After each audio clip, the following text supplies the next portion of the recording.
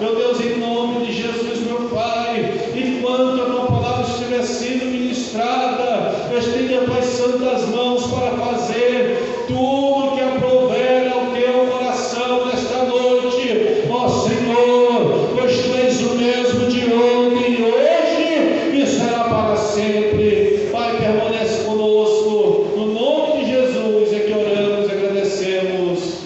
Amém. Graças a Deus. Podem sentar, em nome de Jesus. Permaneça com sua Bíblia aberta, permaneça atento, louvado seja Deus, amém.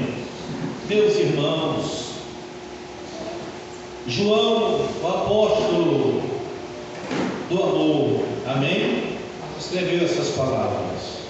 João, o apóstolo do amor. Por que João, o apóstolo do amor? Porque, segundo os fatos históricos, João era aquele discípulo que mais próximo teve de Jesus. Amém? Jesus teve 12 discípulos, sim ou não? Na verdade, ele teve mais de 500 discípulos, mas tinha uns 12 que ele chamou para estar perto dele, para estar ouvindo ele, para estar em oração com ele, para contemplar coisas que nós não vimos e que muitos homens não viram. Coisas que não estão nem relatadas aqui na palavra de Deus. Dentro desses 12, ele tinha outros 3. E certas obras que ele fazia, e certas manifestações divinas que aconteciam, ele chamava só os 3: Pedro, Tiago e João. E no momento mais difícil do ministério de Jesus, foi exatamente João que estava lá aos pés da cruz, contemplando os últimos momentos do Mestre. Amém? E João, a história conta que ele, quando Jesus estava ensinando, ele tinha a ousadia de chegar perto de Jesus e colocar sua cabeça no ombro de Jesus. E isto causava até um certo ciúme nos outros discípulos. Quem não se lembra que quando Jesus ressuscitou e apareceu aos discípulos outra vez, e foi restaurar Pedro, enquanto ele queria restaurar Pedro, Pedro estava preocupado com João. Jesus estava falando com Pedro, e Pedro disse assim: Senhor, e ele aí, o que vai ser dele? E ele aí, Senhor? Está entendendo? Porque Jesus tinha muita comunhão com João. Aí Jesus precisou dizer assim: deixa ele de mão, que te importa se eu quero que ele fique vivo até que eu venha? Amém? Então João, ele causava até um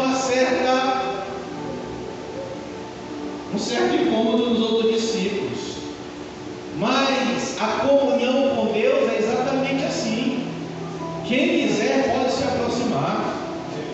Quanto mais você se aproximar do Senhor, melhor para você. E Ele nunca vai dizer não para quem quer se aproximar dele. Amém? Todos somos discípulos do Senhor, mas uns podem se aproximar mais de Jesus do que os outros. Por quê, pastor? Depende do interesse, depende da vontade de estar perto do Senhor. Amém? Jesus visitou a casa de Lázaro, e a Bíblia diz que, chegando ele na casa de Lázaro, assentou-se para ensinar a palavra de Deus. Todos eram amigos de Lázaro e gostavam, amigos de Jesus, e gostavam de Lázaro. Mas a Bíblia diz que estavam ali Marta e Maria. Maria sentou-se para ouvir, Marta começou a limpar a casa, arrumar a casa, botar a bandeja, aquela coisa toda. Até que ela chegou perto de Jesus: Senhor, o Senhor não se incomoda não que Maria esteja aí sentada? Manda ela vir me ajudar aqui, Senhor. Aí Jesus disse: minha filha, tu está preocupada com tantas coisas. Tu está preocupada com tantas coisas, mas só uma que importa. Maria escolheu a melhor parte, que nunca será tirado dela. Nunca será tirado dela. Então, quantas vezes a pessoa não se aproxima de Deus porque se preocupa só com as coisas do mundo? Corre para um lado, corre para o outro. Vamos para a igreja, não tem tempo, não dá, hoje não, amanhã não. Aí vai estar perdendo. Está perdendo. Está perdendo. Porque tudo do mundo nos será tirado. Um dia, tudo que nós conseguimos somar, armazenar, tudo isso nos será tirado. Tudo, não pode conseguir ouro, prata, carro de luxo, avião, pode ter o nome lá no Guinness Book, pode ser um dos maiores dos bilionários da terra, mas tudo isso nos será tirado. Então isso não deve estar em primeiro lugar na vida de ninguém.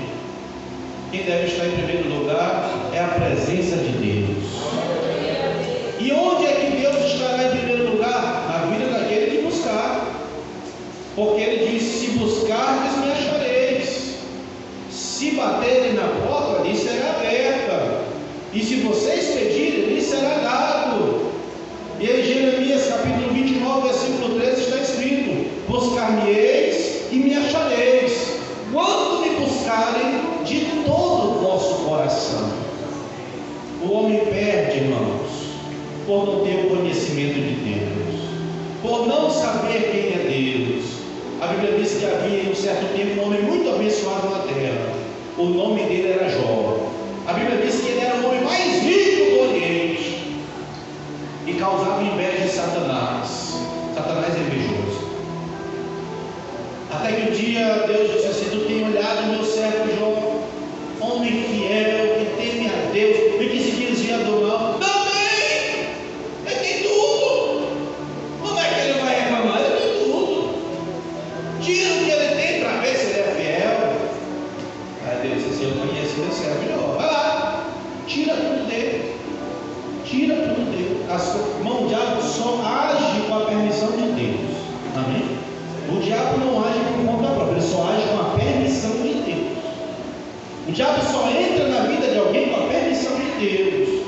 E por que, pastor, que Deus permite o diabo entrar na vida de alguém? Porque tem gente que não está prestando atenção no Senhor. E às vezes ele é obrigado a permitir, porque a pessoa não quer saber de Deus. Mas Jó foi um caso à parte. Foi para Deus mostrar para Satanás o quanto Jó era fiel. E a Bíblia diz que no mesmo instante, o diabo não foi preparar um plano, ele já tinha preparado. O diabo tem todo tempo um plano para destruir a gente. Na mesma hora ele saiu de lá e foi lá, tirou tudo de Jó. Tudo. Filhos, família, tirou tudo, os bens, tudo. Jó ficou sem nada. E por último, o diabo ainda tirou a saúde de Jó. E naquele momento que ele foi tomado de câncer de pele, subiu nele um câncer de pele cruel, terrível. Imagina naquela época, um câncer de pele agressivo. Hoje o câncer de pele é doloroso, a pessoa vai ser mutilada nos hospitais, no tratamento, quimioterapia, é doloroso. Naquela época foi pior o que Jó passou. A Bíblia diz que Jó tinha apenas, sentou-se na cinza e pegou um caco de telha, e com esse caco de telha ele se coçava para aliviar o seu sofrimento. Só que sobrou para ele um caco de telha e as cinzas no chão. Era o que dava o seu mundo. Estando ele naquela situação, o diabo chegou, usou a mulher dele e disse assim: tu ainda te conserva íntegro, sofrendo desse jeito? O que tu ainda espera? Amaldiçoa logo esse teu Deus imundo. Mas ele olhou para a mulher e disse assim: mulher, tu fala como alguém que não tem entendimento. Recebemos o bem de Deus com prazer, e o mal de Deus não podemos aceitar. Cai por terra o inimigo de Deus, e louvado seja o nome do Senhor. Isso é interessante, eu também achei isso aí muito forte. Mas o que eu vou achar mais forte é lá na frente, porque até aí a gente vê a fidelidade de Jó, sim ou não? Fidelidade, irmão, fiel, perdeu tudo, todo o respeito, de tudo, naquela situação, abandonado. Mas aí, depois de tudo que passou, a Bíblia diz que Deus vem até o encontro de Jó para responder suas indagações. E Deus começa a falar com Jó, começou a falar com Jó. Deus começou a falar com Jó. Jó começou a ouvir a voz do Altíssimo. Irmão, isso é maravilhoso. Irmão, Deus fala, Deus fala, Deus fala, Deus começa. Deus é real. Deus não está distante.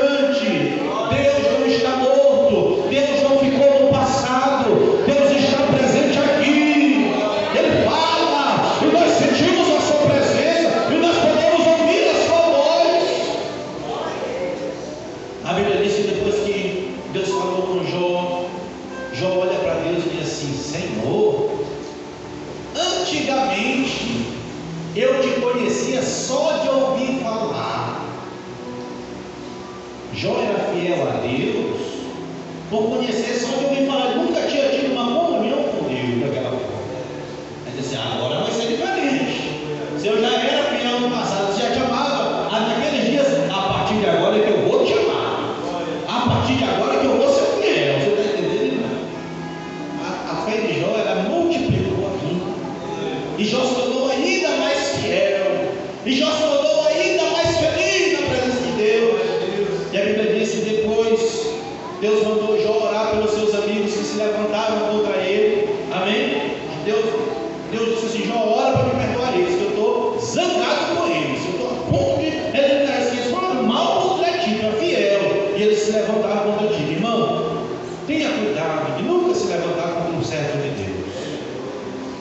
Está vendo um servo de Deus passar uma luta? Está vendo um servo de Deus passar uma opção? Guarda a tua língua. Tem que cuidar, porque tu não sabe o que Deus está fazendo. Para que Deus não venha se irar com você. Tem que aplicar. A Bíblia diz que Deus se zangou com os amigos de Jó. Disse assim: vai lá orar por eles, para a gente poder aceitar a oferta deles pela cura. A Bíblia diz que Jó foi e orou para Deus ter misericórdia dos seus amigos. E quando ele orava pelos seus amigos, a Bíblia diz que Deus devolveu a Jó tudo que ele tinha 2 vezes mais. Amém? Mas a maior riqueza de Jó não foi os bens devolvidos, mas sim uma maior comunhão com Deus, porque isso nunca lhe foi tirado. Amém, meus irmãos? A comunhão com Deus, ela nunca nos será tirada. Então vamos buscar ao Senhor. Como diz a palavra, buscar ao Senhor enquanto se pode achar. Clame por Ele enquanto está perto. Louvado seja o nome do Senhor. Ainda é tempo de nós buscarmos a Deus. Aleluia, as horas se aproximam. E esse Deus, irmãos, Ele se revelou a nós. Quem é Deus, pastor? Deus se revelou a nós através da sua palavra e na manifestação de Jesus Cristo. Jesus Cristo se fez carne e habitou entre os homens. E Ele, enquanto esteve na terra, ensinou a forma em que nós precisamos servir a Deus. Servir a Deus não é do meu jeito, não é do jeito do fulano. Servir a Deus é do jeito da palavra. Quem quer servir a Deus precisa se esforçar para conhecer a palavra de Deus e colocar em prática a sua vontade. Não se serve a Deus pela intuição. Não existe um Deus da intuição. Eu acho que Deus não tem que achar, meu irmão. Procure na Bíblia. Procure ouvir a verdade para que você possa conhecer o Senhor. Deus, na pessoa de Jesus Cristo, andou nessa baixa terra e fez muitas maravilhas, amém? Muitas maravilhas. E dentre elas está este episódio aqui de João, capítulo de número 9. A Bíblia diz que Jesus viu um cego de nascença. Ele estava caminhando, de repente passaram por um cego de nascença. E os discípulos perguntaram: mestre, quem foi que pecou? Foram os pais dele ou foi ele? Para que ele viesse sofrer desse jeito. Porque os irmãos sabem que no livro de Deuteronômio fala que Deus castiga. Que Deus o quê? Castiga a maldade dos pais nos filhos. Deus castiga as obras perversas dos pais nos filhos. Por quê, pastor? Porque Deus, muitas das vezes, para tentar nos salvar, irmão, Ele toca naquilo que a gente ama. Deus chama, aí você não ouve. Deus não quer te perder, aí Ele vai ferir lá naquilo que tu ama para te prestar atenção. Não obrigue Deus a ferir quem você ama.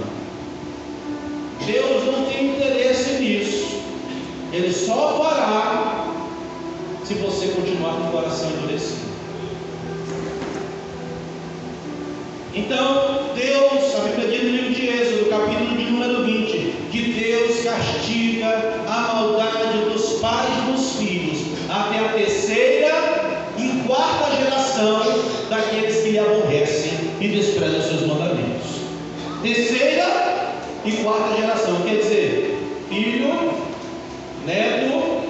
bisneto. Quem anda errado na terra, o homem é livre. O homem é livre para fazer o que quiser. Amém? A palavra de Deus está aqui diante de nós. Ninguém é obrigado a obedecer. Deus não obriga ninguém a obedecer. Mas é aconselhável. Quem obedece, obedece para o seu próprio bem. Mas Deus deixa o homem à vontade. Aqui é a palavra de Deus. Eu não quero. Eu não quero. Segue. Fique à vontade. Deus é educado. E mais, todavia, essa escolha pela rebeldia, ela custará um preço caro. Para os filhos, para os netos e para os bisnetos daqueles que escolhem virar as costas para o Senhor. Você ama a sua família, meu irmão? Você ama seus filhos? Você quer o melhor para os seus filhos, para o seu neto? Obedeça a Deus e honra a Deus. Obedeça a Deus e honra a Deus. Então eles encontraram aquele cego, mendigando, naquela situação muito difícil.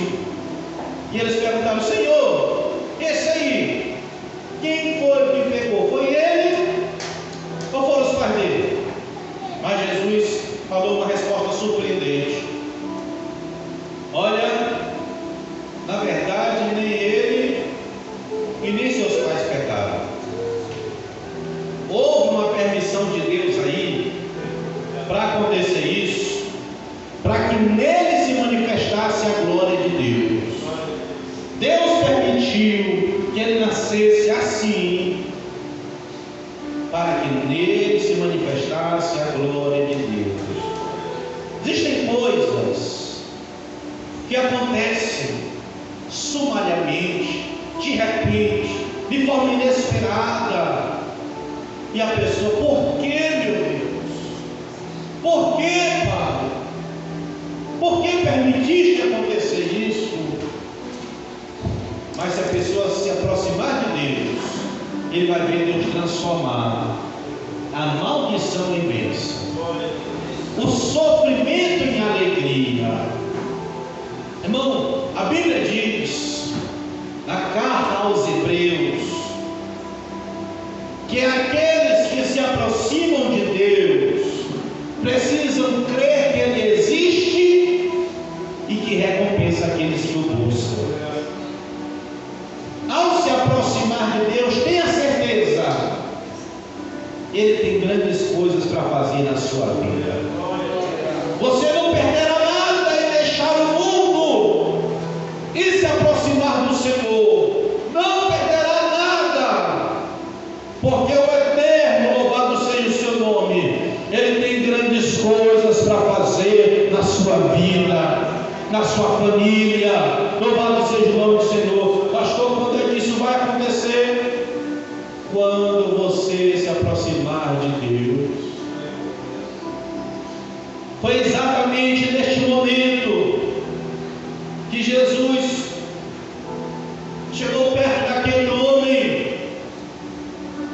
A Bíblia diz que Jesus cuspiu no chão, molhou um pouco do barro, passou sobre os olhos daquele homem, disse: vai lavar-se no tanque de Siloé. E aquele homem foi lavar-se, obedecendo a palavra de Deus, obedecendo a ordem do Senhor. Uma coisa boa é obedecer a Deus. Aquele homem não perguntou: por quê? Por quê? Não, vou agora. Amém? E ele foi se lavar, e quando ele termina de se lavar, ele enxerga pela primeira vez na vida. E volta feliz. E volta feliz. Isso é maravilhoso. Aleluia. E Jesus faz aqui uma grande revelação antes de curar aquele homem. Ele diz assim: enquanto é dia, precisamos. Você percebe o verbo? Enquanto é dia, precisar. É necessário realizar a obra daquele que me enviou. A noite se aproxima em que ninguém pode trabalhar. Amém, irmãos? O que quer dizer isso, pastor? Jesus, ele tinha pressa em socorrer as pessoas, porque ele estava chegando o dia da sua morte. E ele deixou bem claro: enquanto eu estou vivo aqui no meio de vocês, eu preciso fazer a obra que meu Pai me enviou para fazer. Eu não tenho tempo para perder conta das coisas. Eu preciso ajudar as pessoas. Eu preciso salvar. Eu preciso libertar. Porque está vindo a noite. Que noite, pastor? A morte. E aí eu já não vou mais poder fazer. E ele disse: mas enquanto eu estou no mundo, no versículo 5, enquanto eu estou no mundo, sou a luz do mundo. Amém? Jesus esteve na terra, curou os enfermos, libertou os cativos, expulsou os demônios, curou os lunáticos, ressuscitou os mortos, pregou a palavra de Deus, fez o nome do Senhor ser exaltado, morreu na cruz para nos salvar. E enquanto ele estava no mundo, ele era o quê? A luz do mundo. Mas você se lembra? Essa hora não sei se vai dar. Você se lembra que no capítulo 5 do livro de Mateus, Jesus diz uma coisa muito importante para os discípulos. Ele diz assim: vocês são a luz do mundo. Vocês que me seguem são a luz do mundo. Está aqui, Mateus 5,14. Vocês são a luz do mundo. E as crianças até cantaram aqui: não se pode esconder uma cidade construída sobre o monte. E o próximo? E também ninguém acende uma lamparina, uma candeia e coloca debaixo da vasilha. Ao contrário, coloca no lugar mais alto para iluminar toda a casa. Deixa eu tentar resumir aqui. Jesus já foi, ele vai voltar. Agora você e eu somos a luz do mundo. Enquanto Jesus estava no mundo, ele era a luz e ele precisava realizar a obra do Pai. Jesus já foi. E agora você e eu, a igreja do Senhor, precisamos realizar a obra de Deus. Porque está vindo a noite ainda em que não poderemos trabalhar. Como assim, pastor? Nós estamos perto do desfecho final. Nunca a vinda de Jesus esteve tão perto quanto agora. O mundo se organiza para receber o seu grande líder. Tudo está se organizando. Os sistemas estão se unificando. A internet aumentando sua velocidade. Câmeras são espalhadas para todo lado. Sistemas de mapeamento avançam. Tudo está se organizando. Tudo que está em Apocalipse. Não há surpresa para Deus. Mas isto, para nós que somos a igreja do Senhor, mostra-nos que está chegando o fim dos governos humanos sobre a terra.